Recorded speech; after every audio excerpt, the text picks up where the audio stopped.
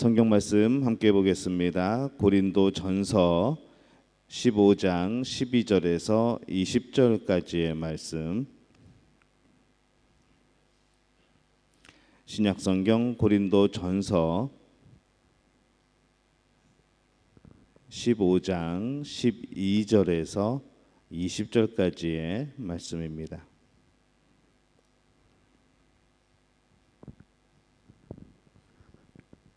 고린도전서 15장 12절에서 20절까지의 말씀, 우리 한 목소리로 함께 봉독하겠습니다.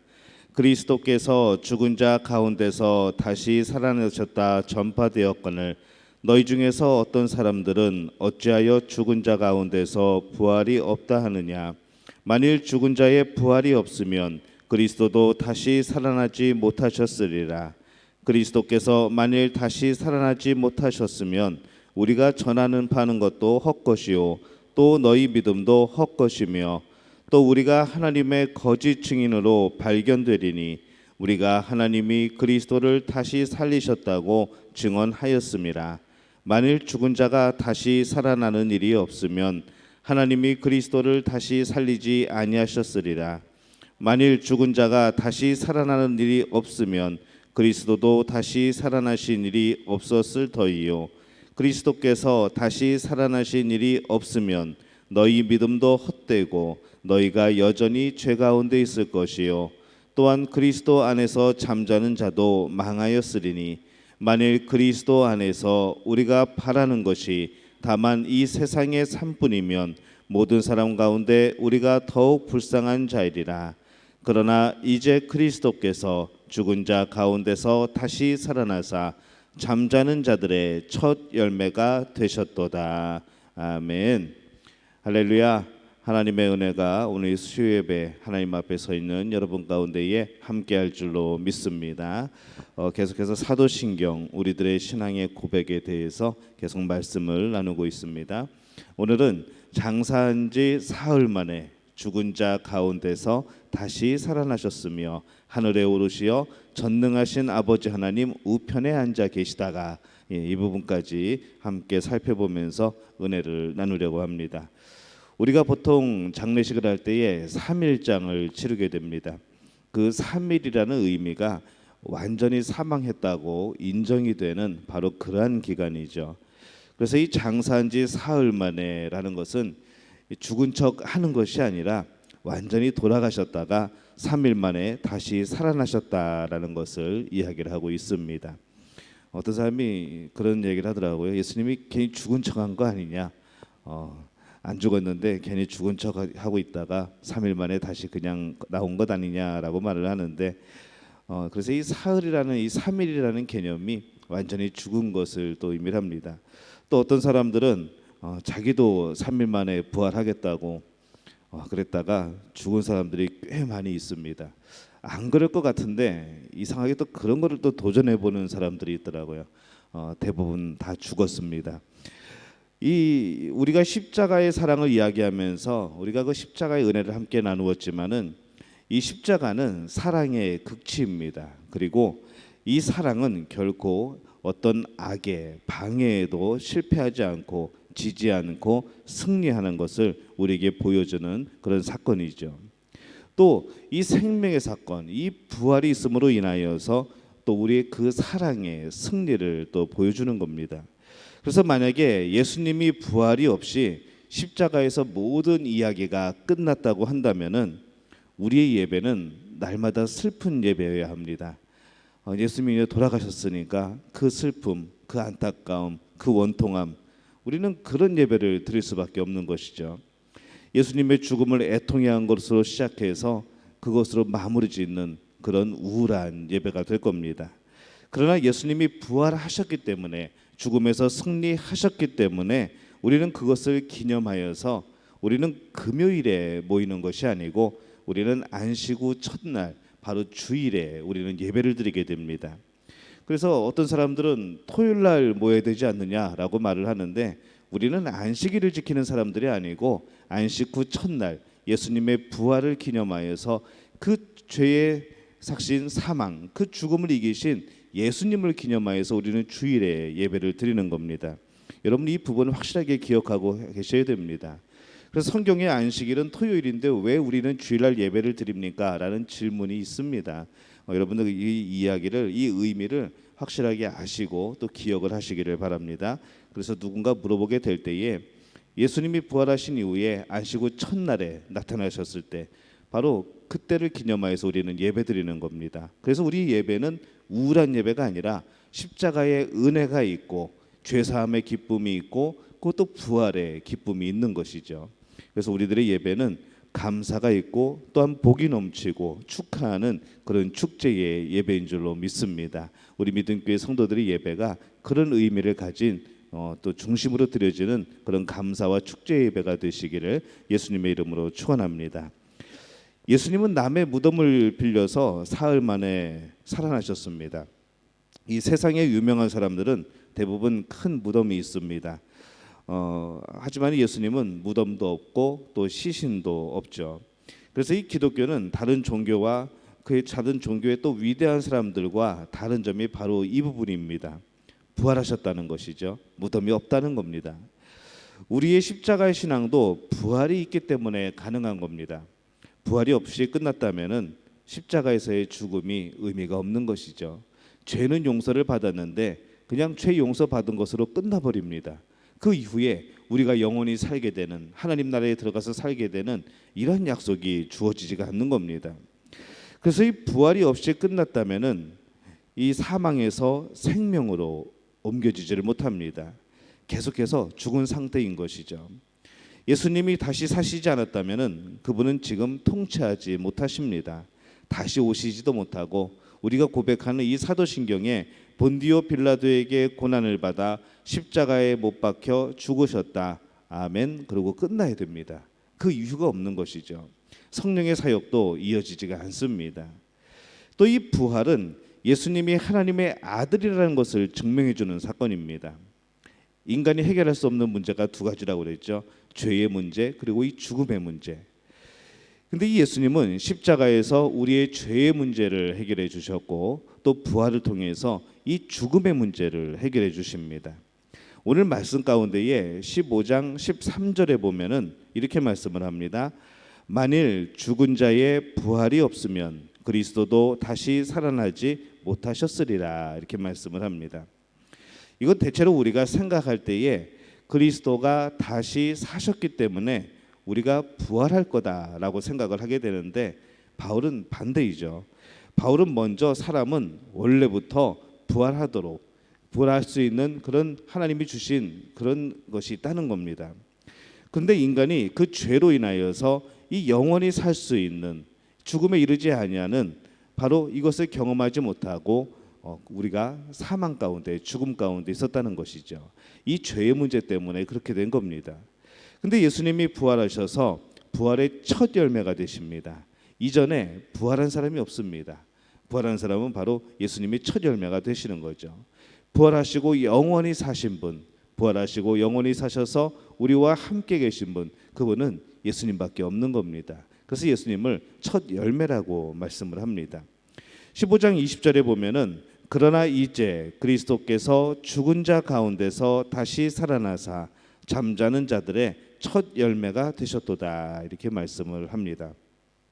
예수님이 부활의 첫 열매이고 첫 열매라고 한다 그러면은 이제 다음 열매도 있겠죠.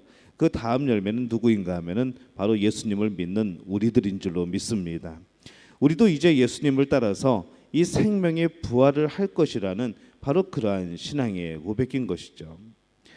여기서 이 부활한다고 할 때 나중에 우리가 이 죽은 이후에 예수님이 다시 오시는 그날에 무덤에서 다시 살아나는 그런 부활을 말씀하기도 하지만은 이 부활이라는 것은 우리의 삶 속에서도 날마다 경험되어지는 바로 그런 것입니다.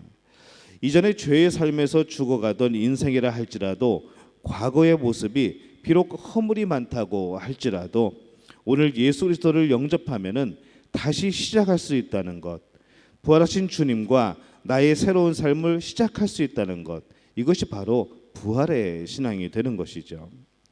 예전에 죽은 것으로 끝나는 것이 아니라 언제든지 예수님을 주로 고백만 한다고 한다면은 그 이전의 삶은 상관없이 바로 지금부터 새로운 삶을 경험하게 되는, 하나님이 주신, 예수님이 주신 새로운 삶을 살아가게 되는 그러한 사람으로 변화된다는 겁니다.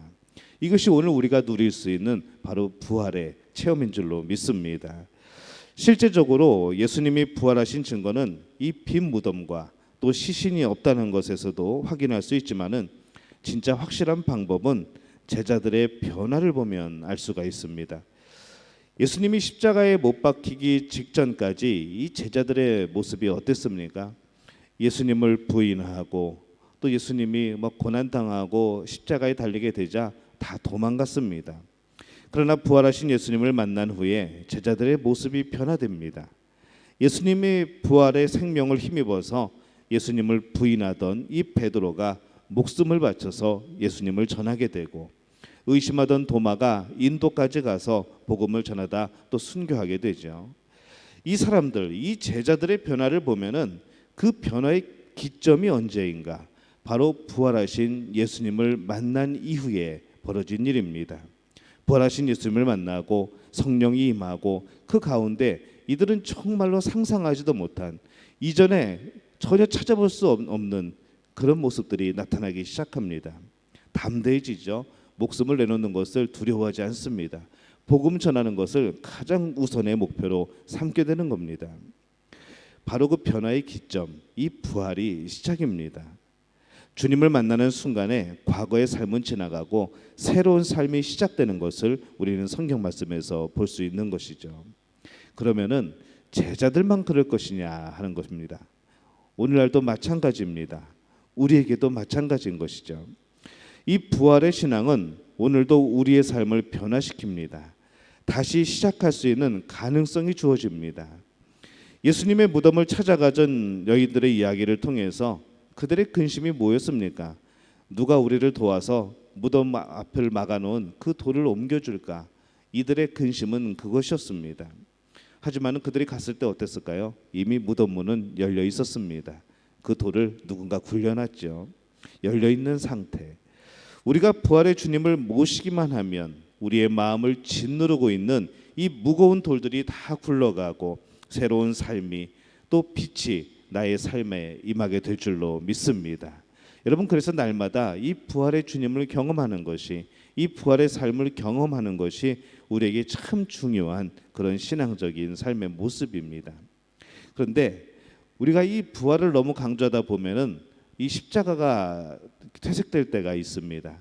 너무 기쁜 나머지, 너무 감사한 나머지 이 부활의 주님만을 생각하고 날마다 부활이 주는 능력, 우리 삶 속에서 부활이 주는 그런 의미, 이것을 생각하다 보면은 분명히 삶은 기쁜데, 분명히 무엇인가 힘이 있는 것 같고 생기 있는 것 같고 무엇인가 정말 예수 믿는 사람처럼 보이긴 하는데 그 안에 예수님 앞에서의 겸손이 없을 때가 있습니다.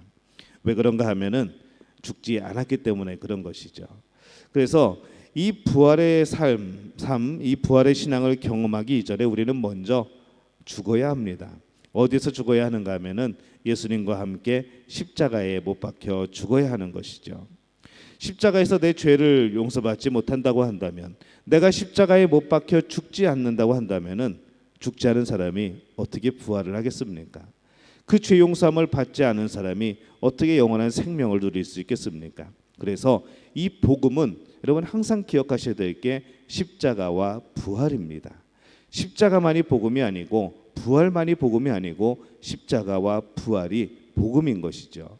그래서 사도들이 전한 것은 바로 이 십자가와 부활입니다. 여러분들, 우리가 믿고 있는 것, 우리가 복음이라고 말하는 것이 이 십자가와 부활인 것을 늘 기억하고 살아가는 분들이 되시기를 바랍니다. 왜 기쁜가 하면은 십자가에서 그 우리의 모든 죄가 용서받았기 때문에, 그 이후에 우리가 영원한 생명을 얻었기 때문에 우리는 기쁘고 축제가 되고 감사하게 되는 겁니다.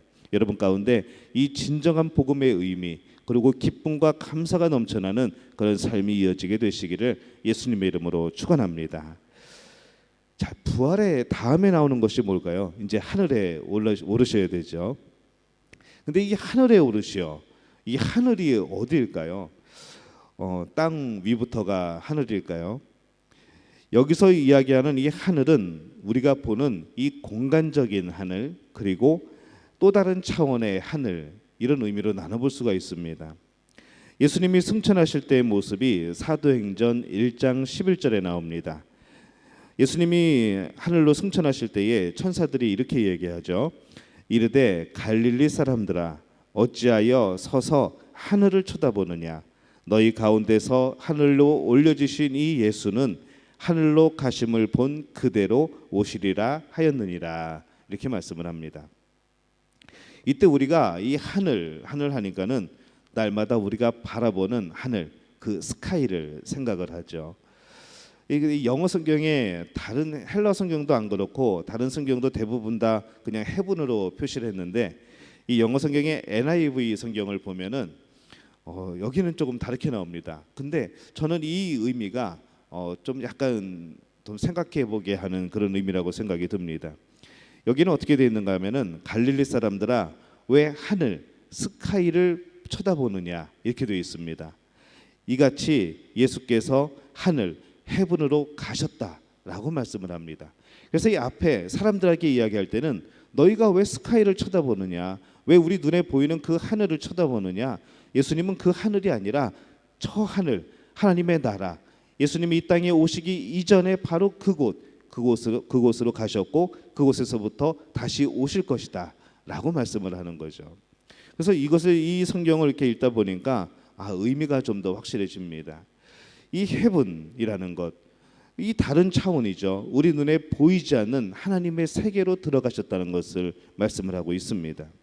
다시 돌아올 것이다. 하늘 헤븐으로 올라가신 모습을 본 것과 같은 방법으로 그 헤븐에서 다시 오실 것이다 라는 그런 것이죠.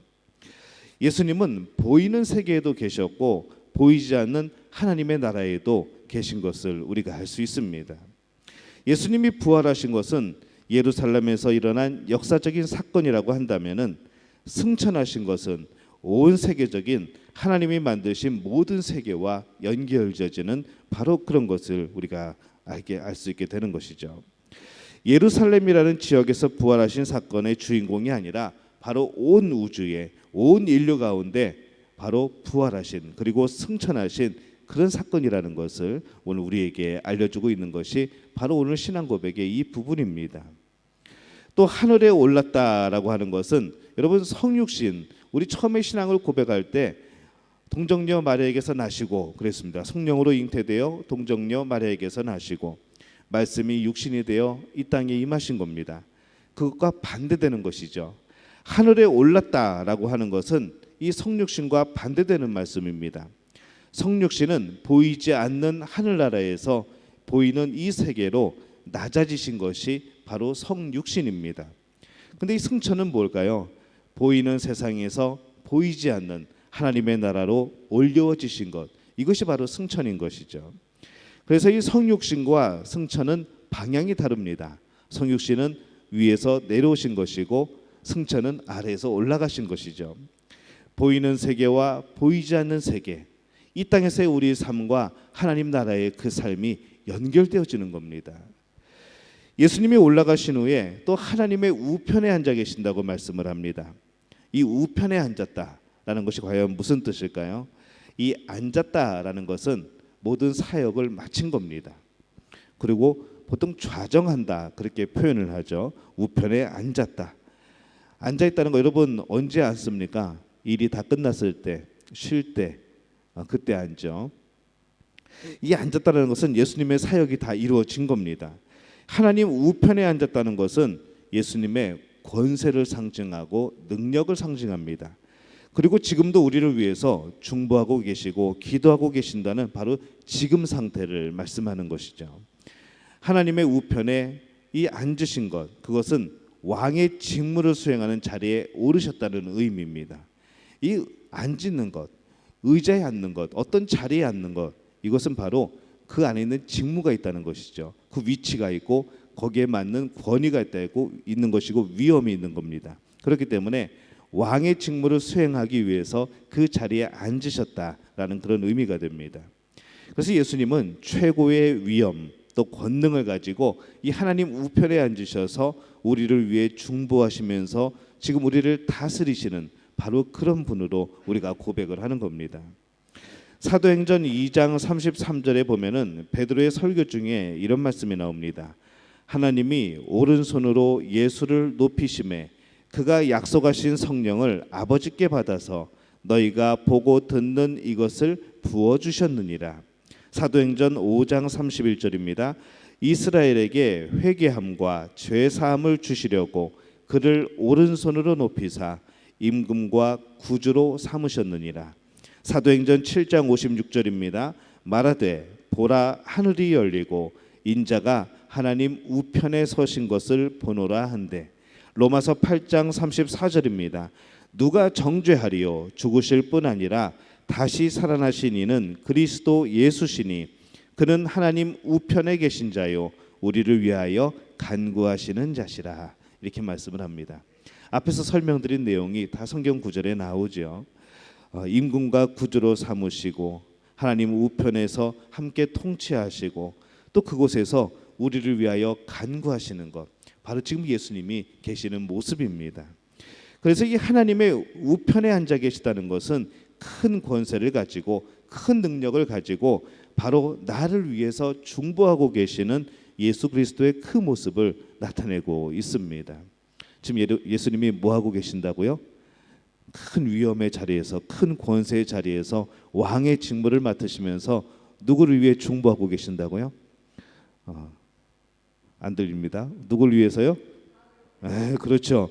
정답입니다. 나를 위해서 중보하고 계시는 겁니다.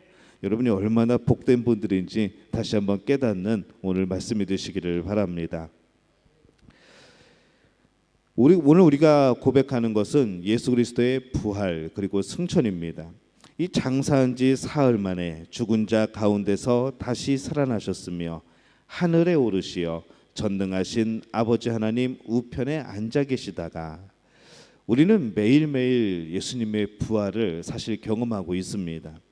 누구에게나 하루가 주어지고 하루 일과가 맞춰지게 되면은 잠이 들죠. 하나님이 주시는 쉼이고 안식입니다. 잠을 못 잔다는 것은 굉장히 힘든 것이죠. 불면증 가지신 분들은 참 힘드실 겁니다. 그 참 몸의 피로함, 정신적인 피로함을 그렇게 말할 수가 없을 겁니다. 그래서 우리는 이 잠을 통하여서 모든 피로를 풀고 또 아침에 일어날 때 여러분은 그냥 기지개 펴면서 쫙 기지개 펴면서 일어나죠.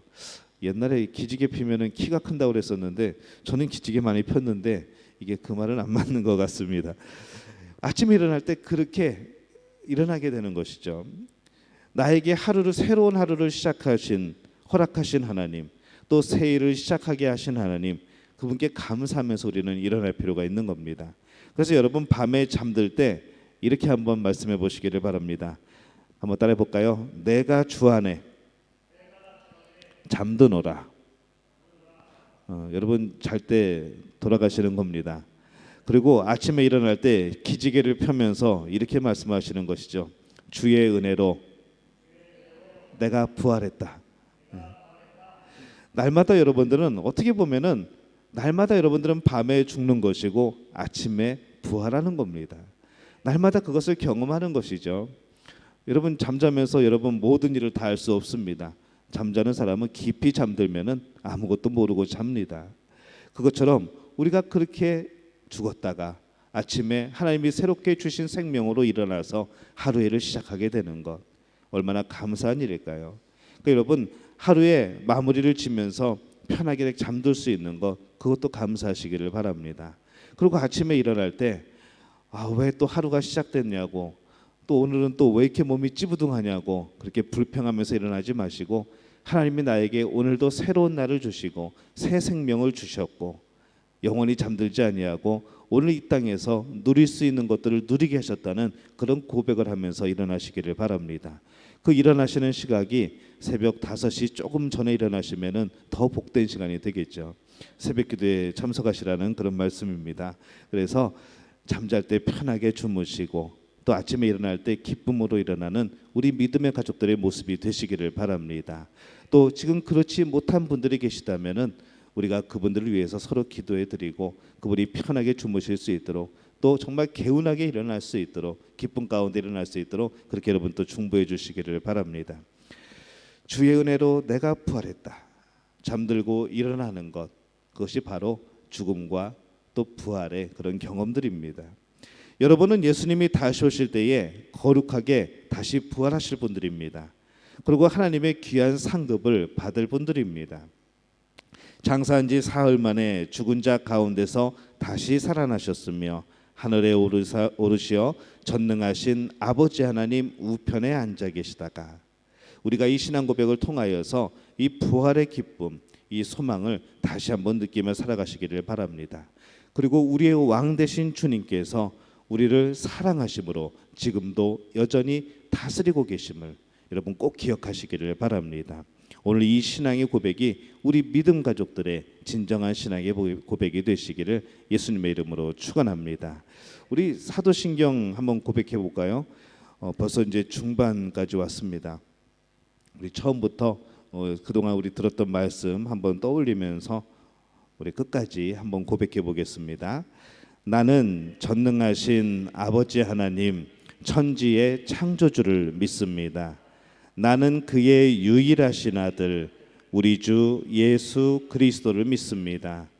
그는 성령으로 잉태되어 동정녀 마리아에게서 나시고 본디오 빌라도에게 고난을 받아 십자가에 못 박혀 죽으시고 장사된 지 사흘 만에 죽은 자 가운데서 다시 살아나셨으며 하늘에 오르시어 전능하신 아버지 하나님 우편에 앉아 계시다가 거기로부터 살아있는 자와 죽은 자를 심판하러 오십니다.